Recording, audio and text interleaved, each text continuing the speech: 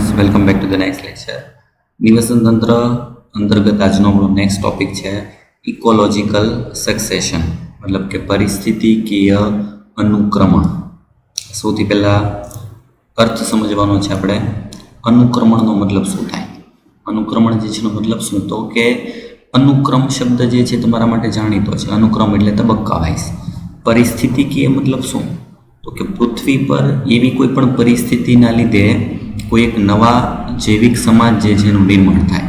જેમ કે કોઈ જગ્યા જે છે ખાલી રેતાળ રણ પ્રદેશ જેવો વિસ્તાર હતો, ત્યાં અમુક વર્ષો પછી ત્યાં જંગલ વિસ્તાર બની જાય, અથવા તો જ્યાં જંગલ વિસ્તાર જે છે હતો બરાબર એ ધીમે ધીમે કપાઈ જાય અને એમાંથી રણ વિસ્તાર બની જાય.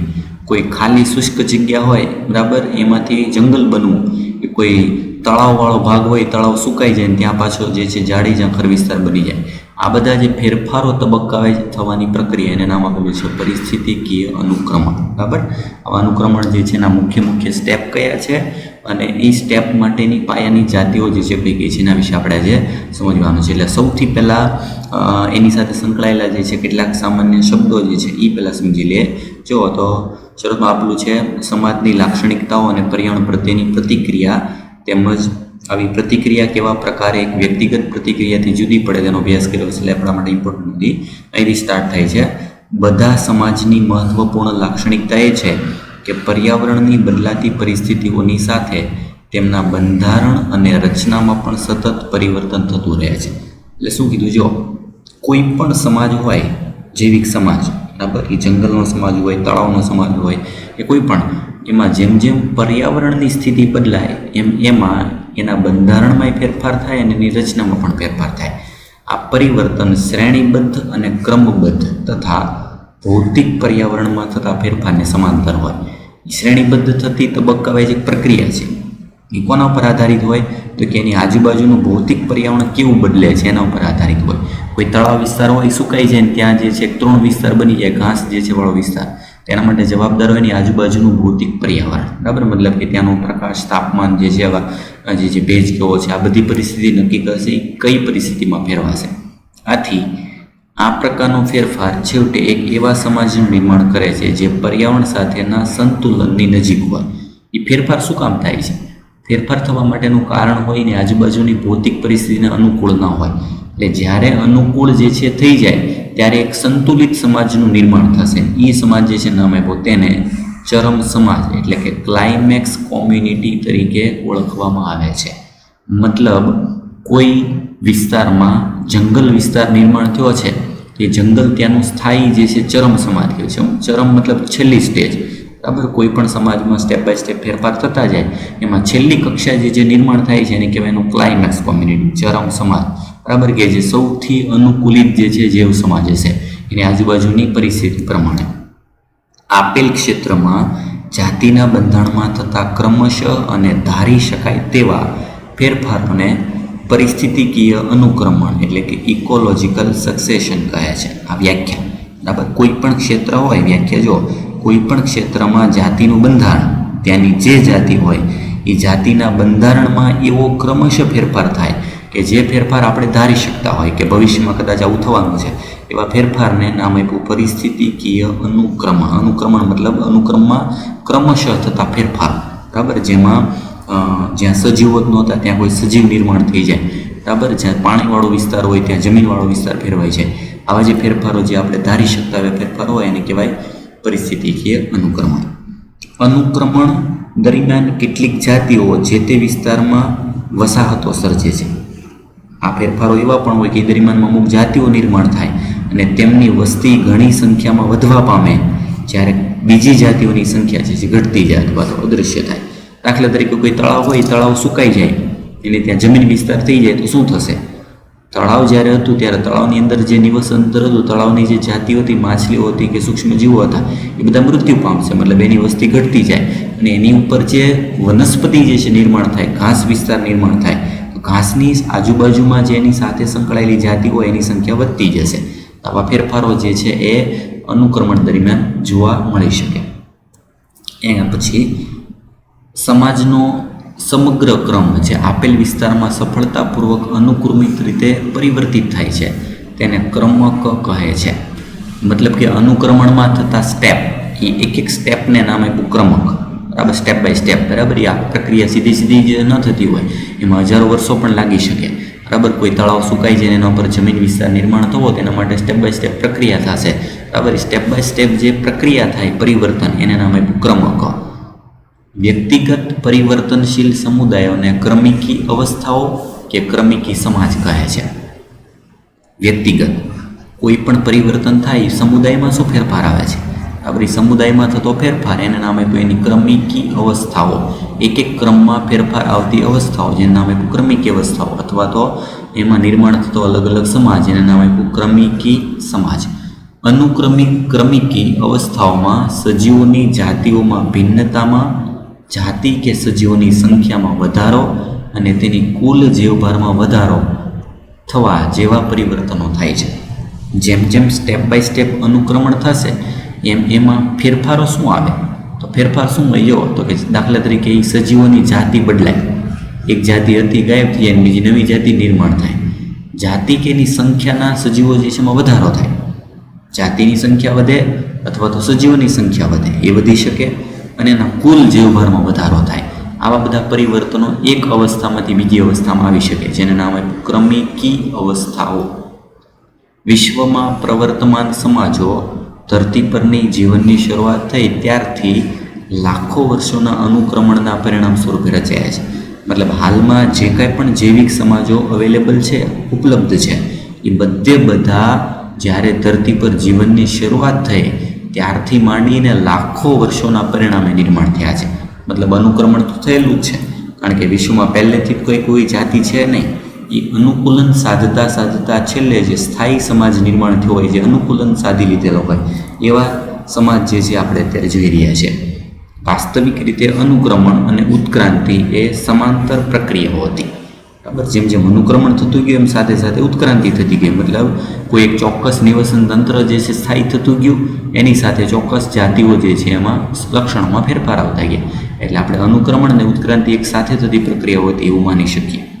આથી અનુક્રમણ એક એવી પ્રક્રિયા છે જે જગ્યાએ શરૂ થાય છે ત્યાં કોઈ સજીવો હોતા નથી, અથવા તો કોઈ એવો વિસ્તાર કે જ્યાં ક્યારેય પણ કોઈ સજીવનું અસ્તિત્વ ન રહ્યું હોય. એટલે જો સ્પષ્ટ બાબત આપી, અનુક્રમણ એ શું પ્રક્રિયા છે?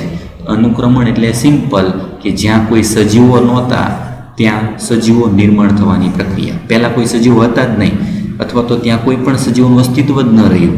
કોઈ એવો વિસ્તાર કે જ્યાં ક્યારેય કોઈ સજીવોનું અસ્તિત્વ નહોતું ત્યાં સજીવો આવી જવા, અથવા સજીવો હતા ને સજીવો ગાયબ થઈ જવા, આ બધી પ્રક્રિયા એને કહેવાય અનુક્રમણ. ઉદાહરણ તરીકે એક્ઝામ્પલ આપ્યું, જો ખુલ્લું ખડક, બરાબર, એવો ખડક વિસ્તાર કે જ્યાં કોઈ સજીવ જ નથી, કે કોઈ એવો વિસ્તાર કે જ્યાં પહેલાં ક્યારેય કોઈ સજીવો અસ્તિત્વમાં હતા પણ કોઈ પ્રકારે તેઓ બધા જ નાશ પામ્યા. જો ખુલ્લો ખડક એટલે આપણે શું માની શકીએ કે જ્યાં કોઈ સજીવ જ નથી, બરાબર. અથવા તો એવું માની શકીએ કે ત્યાં સજીવો કદાચ પહેલાં હશે પણ એવી કોઈ પ્રક્રિયા, એવું કોઈ અનુકૂલિત ફેરફાર જે છે પર્યાવરણીય ફેરફારના લીધે ત્યાં બધા સજીવો નાશ પામ્યા.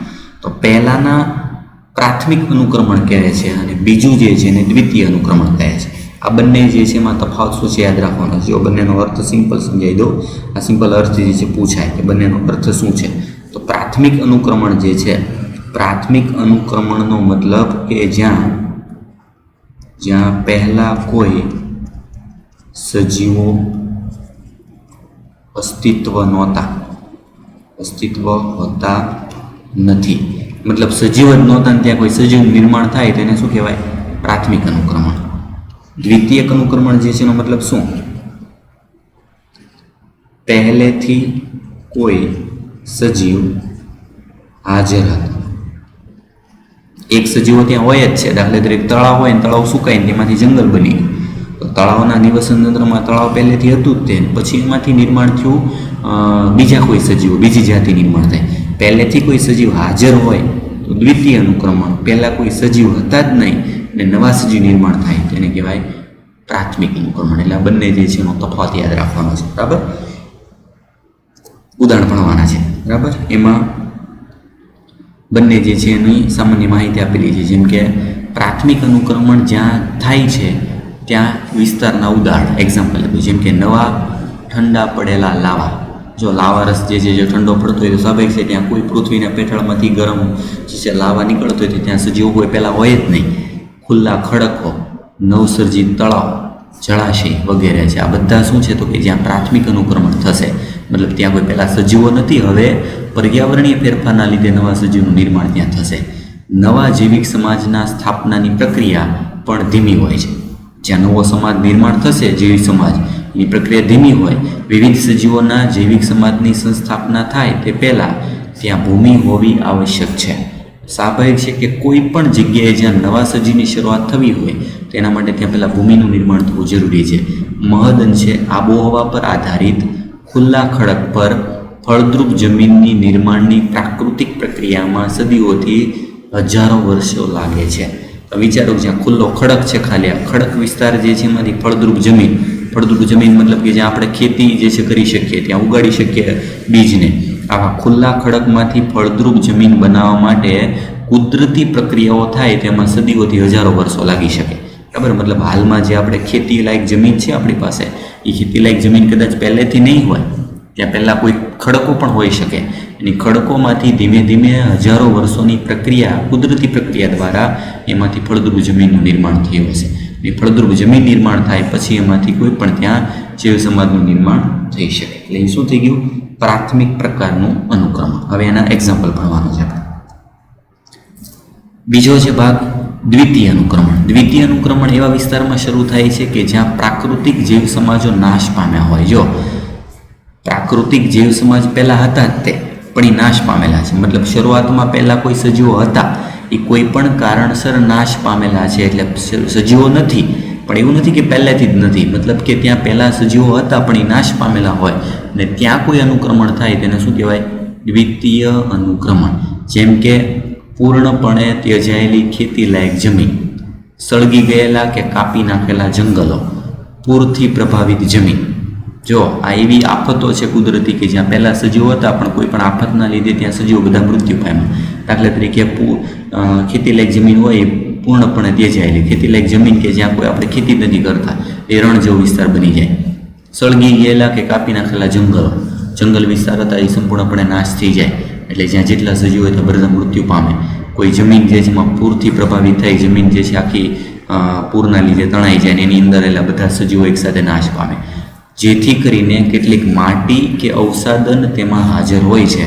દ્વિતીય અનુક્રમણની ક્રિયા પ્રાથમિક અનુક્રમણ કરતાં ઝડપી હોય છે. યાદ રાખજો, કઈ અનુક્રમણ ઝડપી હોય તો કે દ્વિતીય. શું કામ? કારણ કે ત્યાં પહેલેથી તો સજીવો હતા, એના નાશ થઈ ગયેલા છે, એટલે એના અવશેષો હશે, એટલે એમાં અનુક્રમણ થવાની સંભાવના વધારે છે. પ્રાથમિક અનુક્રમણને પહેલેથી શરૂઆત જ કરવાની છે, ત્યાં કોઈ સજીવો હોતા જ નથી પહેલેથી, બરાબર, એટલે એ પ્રક્રિયા ધીમી હોય. પરિસ્થિતિકીય અનુક્રમણનું વર્ણન સામાન્ય રીતે વાનસ્પતિક સમૂહોના પરિવર્તન પર ધ્યાન કેન્દ્રિત કરે છે, જેથી વાનસ્પતિક સમૂહનું પરિવર્તન વિવિધ પ્રકારના પ્રાણીઓ માટે ખોરાક તથા આશ્રય સ્થાનને પ્રભાવિત કરે છે. એટલે એવું કહેવા માગે છે કે અનુક્રમણ થાય તો એમાં પહેલું અનુક્રમણ વનસ્પતિ સમૂહનું થવું જોઈએ. કારણ કે જો વનસ્પતિ સમૂહ ત્યાં નિર્માણ થાય તો ઓટોમેટિક ત્યાં પ્રાણીઓ માટેનો ખોરાક અને એની જગ્યા જે છે નક્કી થશે. આમ જેમ જેમ અનુક્રમણ ક્રિયા આગળ વધે તેમ તેમ પ્રાણીઓની સંખ્યા અને પ્રકારો તેમજ વિઘટકો પણ બદલાય છે. જેમ જેમ અનુક્રમણ થતું જશે એમ વનસ્પતિમાં અલગ અલગ પ્રાણીઓ વિકસતા જશે. એ પ્રાણીઓ જે છે એની સંખ્યા બદલાતી જશે, એના પ્રકાર બદલાતા જશે અને ત્યાં રહેલા વિઘટકોની માત્રા પણ બદલાતી જશે. કોઈ પણ સમય દરમિયાન પ્રાથમિક કે દ્વિતીય અનુક્રમણને કુદરતી કે માનવ પ્રેરિત ખલેલ એટલે કે આગ, વનનાશ વગેરે દ્વારા અનુક્રમણની ચોક્કસ ક્રમક અવસ્થાને તે પહેલાંની અવસ્થામાં તબદીલ કરી શકાય છે. એટલે અનુક્રમણની રિવર્સ સ્ટેપ જે છે આપણે લઈ શકીએ. કઈ રીતે? તો કે પ્રાથમિક કે દ્વિતીય અનુક્રમણ થતું હોય એમાં કુદરતી કે માનવ પ્રેરિત કોઈ આફત આવે, જેમ કે આગ લાગવી અથવા વનનાશ થવો, તેને આપણે અનુક્રમણની ચોક્કસ ક્રમક અવસ્થા હોય એની પહેલાંની અવસ્થામાં લઈ શકીએ. ખરેખર જે નિર્માણ થવું જોઈતું હતું એના બદલે આપણે જંગલ, દાખલા તરીકે જેમ જેમ વધતું જતું હોય એના બદલે આપણે જંગલ સળગાવી દઈએ તો આપણે હજારો વર્ષ જે છે એ આગળ જતા રહ્યા ગણાય.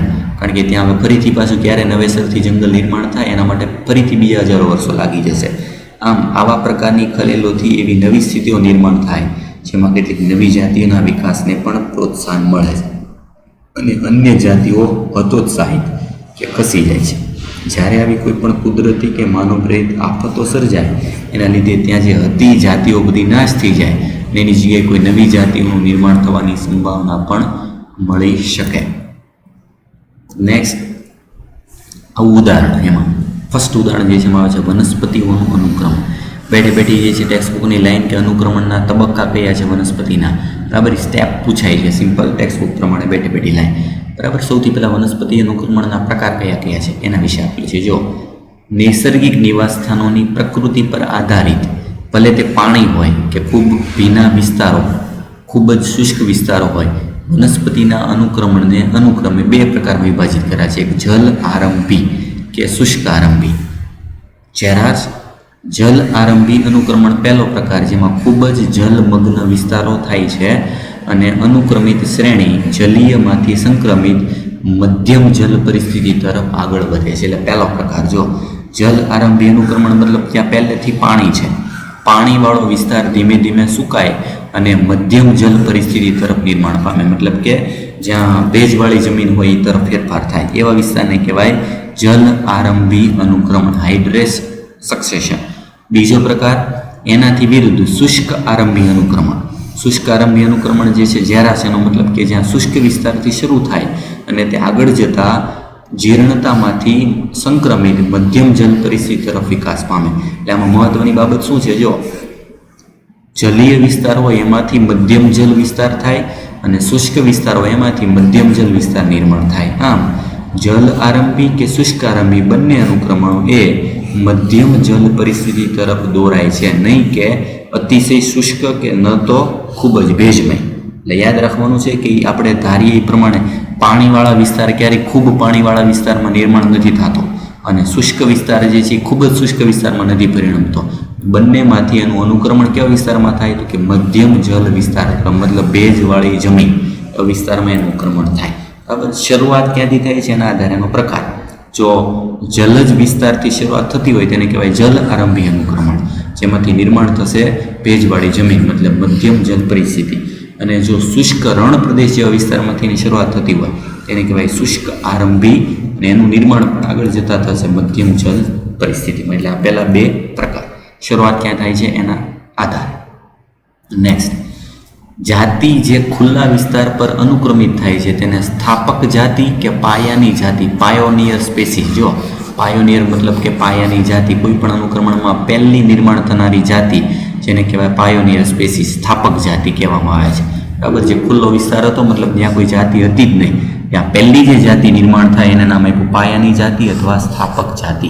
ઉદાહરણ પૂછાય છે. જો સામાન્ય રીતે લાઇકેન ખડકો પર સૌપ્રથમ પ્રાથમિક અનુક્રમણ કરે છે, જે ખડકને પીગાળવા માટે એસિડનો સ્ત્રાવ કરવા સક્ષમ હોય છે અને અપક્ષયન તથા ભૂમિ નિર્માણ માટે સહાયક બને છે. એટલે એવું પૂછાય કે ખડકો પર પ્રાથમિક અનુક્રમણ કરતી પાયાની જાતિ કઈ, તેમાં શું આવશે એક્ઝામ્પલ લાઇકેન.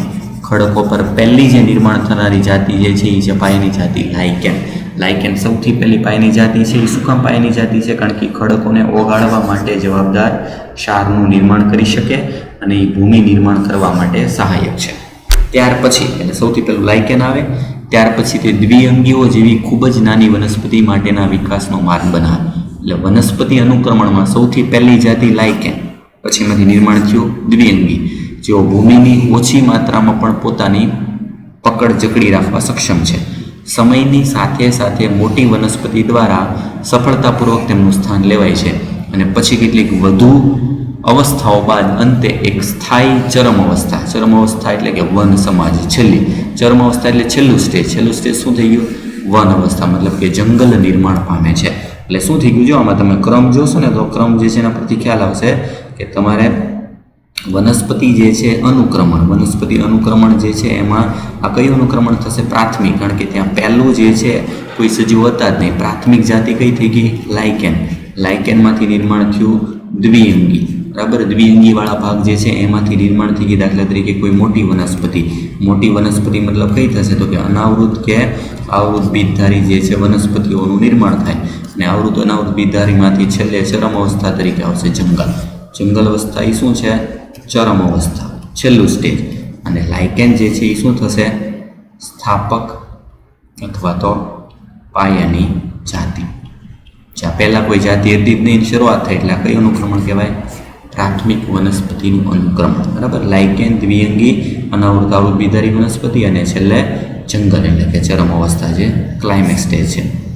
જ્યાં સુધી પર્યાવરણ બદલાતું નથી ત્યાં સુધી ચરમાવસ્થા લાંબા સમય સુધી સ્થાયી રહે છે. જો એકવાર જંગલ નિર્માણ થઈ ગયું, એ જંગલમાં કોઈ કુદરતી આફત ના આવે અથવા એવી કોઈ પર્યાવરણીય પરિસ્થિતિ ના બદલાય ત્યાં સુધી જંગલ એમને લાંબા ગાળા સુધી જીવિત રહે છે. સમયની સાથે શુષ્કોદ્ભિદ વસવાટ મધ્યોદ્ભિદ વસવાટમાં ફેરવાઈ જાય છે. બરાબર. લાઇકેન નિર્માણ શેમાંથી થયું? જો ખડકોમાંથી. તો ખડકોવાળો ભાગ જે છે કેવો હતો? એક સમયનો શુષ્કોદ્ભિદ. શુષ્કોદ્ભિદ જ્યાં એકદમ શુષ્કોદ્ભિદ મતલબ કે એકદમ સુકાયેલો વિસ્તાર હતો, એમાંથી જંગલ વિસ્તાર મતલબ કેવું બની ગયું? મધ્યોદ્ભિદ. મધ્યોદ્ભિદ મતલબ કે ભેજવાળો વિસ્તાર જે છે નિર્માણ થવાની પ્રક્રિયા. એટલે શું થઈ ગયું? આ પ્રકારનું એક અનુક્રમણ. હવે આજે ઉદાહરણ આપ્યું પ્રાથમિક અનુક્રમણ હતું. શુષ્ક વિસ્તારમાંથી શરૂઆત થયું અને મધ્યમ વિસ્તાર જે છે નિર્માણ થયું. વિસ્તાર એટલે આપણે કયો કહેવાય? અને વિસ્તાર જે છે આગળ પ્રકાર આવી ગયો ને, આજે પ્રકાર લીધા તેમાં શુષ્ક આરંભી અનુક્રમણ જે છે એ હતું. હવે આપણે જલ આરંભી અનુક્રમણ જે છે એનું ઉદાહરણ ભણીએ કે જેમાં શરૂઆત થાય છે પાણીવાળા વિસ્તારમાંથી. બરાબર. એના તબક્કા કયા કયા છે? તબક્કા બેઠી બેઠી લાઈન પૂછાય છે. જો પાણીમાં પ્રાથમિક અનુક્રમણમાં નાના વનસ્પતિ પ્લવકો પાયાની જાતિ હોય છે. જો પાયાની જાતિ બદલાય, જો ખડક વિસ્તાર હોય તેમાં લાઇકેન પાયાની જાતિ હતી, પણ પાણી જે જલજ મતલબ પાણી ઓલરેડી પ્રેઝન્ટ જ છે તેમાં નાના વનસ્પતિ પ્લવકો મતલબ ફાઇટોપ્લેન્કો એ પાયાની જાતિ છે. જેઓ સમય જતાં મૂળધારી નિમજ્જિત વનસ્પતિ રૂટવાળા પણ પાણીમાં ડૂબેલી એ વનસ્પતિમાં ફેરફાર થાય તથા મુક્ત રીતે તરતી વનસ્પતિ, પાણીની ઉપર તરતી વનસ્પતિ અને તેને અનુસરીને મૂળધારી તરતી આવૃત બીજધારી વનસ્પતિમાં પ્રતિબંધિત થાય છે. એટલે જો તબક્કા યાદ રાખવાના છે. પાણીમાં પ્રાથમિક અનુક્રમણ, પાયાની જાતિ વનસ્પતિ પ્લવકો, એમાંથી સમય જતાં શું થાય? મૂળધારી નિમજ્જિત વનસ્પતિ મતલબ જમીનની અંદર જ ડૂબેલી મૂળવાળી વનસ્પતિ, એમાંથી આગળ નિર્માણ થાય પાણીમાં તરતી વનસ્પતિઓ, મૂળવાળી પણ પાણીમાં તરતી, પછી મૂળધારી તરતી આવૃત બીજધારી વનસ્પતિ, મૂળ આવી જાય પાણીમાં તરતી જે છે વનસ્પતિઓ. ત્યારબાદ નરકુલ અવસ્થા. નરકુલ અવસ્થા મતલબ કે એનો મૂળ જે છે જમીનમાં હોય અને એનો ટોચનો ભાગ જે છે પાણીની બહાર હોય, એવા નરકુલ અવસ્થા. પછી એમાંથી ઘાસમય ભીની જમીન, ઝાડી ઝાંખરામય અવસ્થા અને અંતે વૃક્ષો પ્રસ્થાપિત થાય છે. જંગલ ત્યાર પછીનો ચરમાવસ્થા સમુદાય હોઈ શકે. એકવાર વૃક્ષો નિર્માણ થાય, જો પાણીવાળો વિસ્તાર હતો, તળાવ હતો, એમાંથી વૃક્ષો બની ગયા તો એની ચરમ અવસ્થા કઈ હોય? અપેક્ષિત જંગલ અવસ્થા બની શકે. સમયની સાથે જળ સંગ્રહ સ્થાન એ સ્થળ જ નિવસન તંત્રમાં પરિવર્તિત થઈ શકે. જો જ્યાં જળ સંગ્રહ સ્થાન હતું, એક સમય જ્યાં તળાવ કે સરોવર હતું, એમાંથી સ્થળ જ એક જંગલ વિસ્તાર નિર્માણ થઈ ગયો. એટલે આ કયો પ્રકાર થઈ ગયો? આગળ જેવા પ્રમાણે જલજ જે છે એ અનુક્રમણનો પ્રકાર થશે. બરાબર. જ્યાં પાણી વિસ્તારમાંથી જમીન વિસ્તાર નિર્માણ થાય. આ તબક્કા બધા અહીંયા દર્શાવેલા છે આકૃતિમાં. જો સ્ટેપ બાય સ્ટેપ. એ તબક્કો પહેલો જ્યાં ખાલી પાણી હતું. બરાબર. વનસ્પતિ પ્લવકો ત્યાં નિર્માણ થાય. એમાંથી બી નિમગ્ન વનસ્પતિ અવસ્થા મતલબ કે પાણીની અંદર ડૂબેલી વનસ્પતિનું નિર્માણ થયું. જો બીમાંથી સી નિમગ્ન મુક્ત તરતી વનસ્પતિ મતલબ કે જમીનની ઉપર જે છે પાણીમાં તરતી વનસ્પતિનું નિર્માણ થયું. સી પછી ડી અનુપભૂમિ મતલબ નરકુલ અવસ્થા. જો જેનો મૂળવાળો ભાગ જમીનમાં છે અને એનો ટોચનો ભાગ પાણીની સપાટી ઉપર છે. તમે જો આમાં જેમ જેમ તમે જોશો એમ પાણીની સપાટી ઘટતી જાય, પાણીવાળો ભાગ જે છે જમીનવાળા વિસ્તારમાં ફેરફાર થતો જાય. પછી આવે ઘાસમય ભીની જમીન, પાણી એકદમ ધીમે ધીમે સુકાતું જાય, એમાં ઘાસ જે છે નિર્માણ થવા માંડે અને ઘાસવાળી ઈવાળા ભાગ જે છે એના પછી આવે ઝાડી ઝાંખર. ઝાડી ઝાંખરવાળા વિસ્તારમાં મોટા વૃક્ષો અને થોડાક જે છે ઝાડી ઝાંખર વિસ્તાર થાય. પાણી તદ્દન સુકાઈ ગયું હોય એમાંથી છેલ્લું સ્ટેજ જે છે આવશે જંગલ વિસ્તાર. મતલબ કઈ થઈ ગયા? ચરમ અવસ્થા. બરાબર. Climax stage. ક્લાઇમેક્સ સ્ટેજ જે છે ભાગ કયો આવશે? તો કે આ જંગલ વિસ્તાર થશે ચરમ અવસ્થા અને પાયાની જાતિ જે છે એ થશે વનસ્પતિ પ્લવક. પાયાની જાતિ. આ કયો પ્રકાર થઈ ગયો? તો કે જે શુષ્ક વિસ્તારમાંથી નિર્માણ થતો એ જે પ્રકાર અલગ હતો. આ કયો વિસ્તાર છે? તો કે આ વિસ્તાર જે છે ભેજવાળી પાણીવાળો વિસ્તાર. પાણીવાળો વિસ્તાર જે છે એમાંથી નિર્માણ થઈ ગયો મધ્યમ ભેજયુક્ત વિસ્તાર. એટલે આપણે શું થઈ ગયું? એક પ્રકારનું પાણી એટલે કે જલજ વનસ્પતિ અનુક્રમણ. જલજ વનસ્પતિ અનુક્રમણનો વિસ્તાર. ખબર છે પાણીમાં જે જ્યાં કે સજીવો પાણી જે છે વાળો વિસ્તાર હતો એમાંથી નિર્માણ થઈ ગયો જંગલ વિસ્તાર, બરાબર. આ પ્રાથમિક અનુક્રમણ થયું. એના પછી બીજો પ્રકાર દ્વિતીય અનુક્રમણ. તો દ્વિતીય અનુક્રમણ આગળ કીધું કે એકવાર સજીવો જે છે નાશ થઈ ગયા એમાંથી બીજા સજીવ નિર્માણ થયું.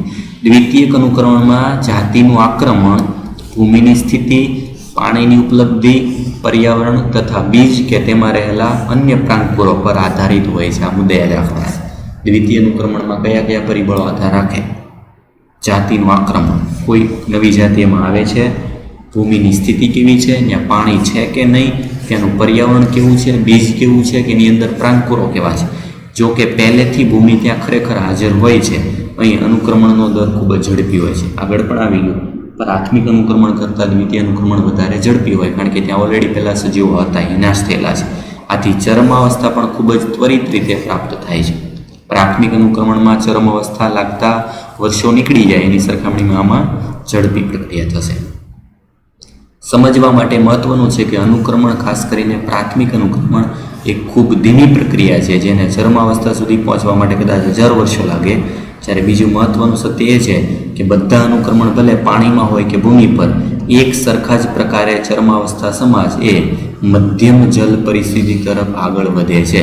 એટલે ભલે અનુક્રમણની શરૂઆત પાણીથી થતી હોય કે જમીનમાંથી, પણ એનો અંતિમ અવસ્થા કઈ હોય? મધ્યમ જલ પરિસ્થિતિ, મતલબ ભેજવાળા જંગલો, બરાબર. એ જ એનું લાસ્ટ સ્ટેજ છે, બરાબર. કોઈ પણની શરૂઆત ભલે પાણીથી થતી હોય કે જમીનમાંથી, બરાબર. એના આધારે એના પ્રકાર આપ્યા કે શુષ્ક વિસ્તારમાંથી શરૂઆત થાય તો એને શુષ્ક આરંભી નામ આપ્યું હતું, પાણીમાંથી આરંભ થાય તેને નામ આપ્યું જલ આરંભી અનુક્રમણ. બંનેના આપણે ઉદાહરણ લીધા.